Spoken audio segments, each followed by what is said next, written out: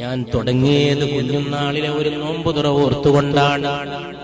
നമ്മുടെ പ്രിയപ്പെട്ട മാതാപിതാക്കൾ നമുക്ക് വേണ്ടി കരുതി വെച്ച അത്താഴച്ചോറ്, നമുക്ക് വേണ്ടി കരുതി വെച്ച നോമ്പുതുറ, എത്ര ചെറിയ ലളിതമായ ജീവിതം, എത്ര കഷ്ടപ്പാട് പിടിച്ച ജീവിതം.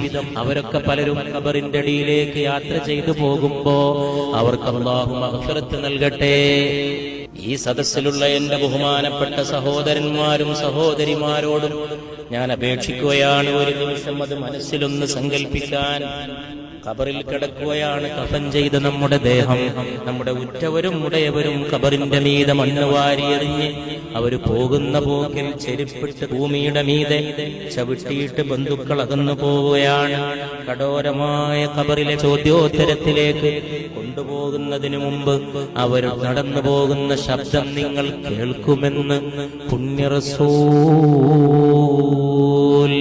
സല്ലല്ലാഹു അലാ മുഹമ്മദ് സല്ലല്ലാഹു അലൈഹി വസല്ലം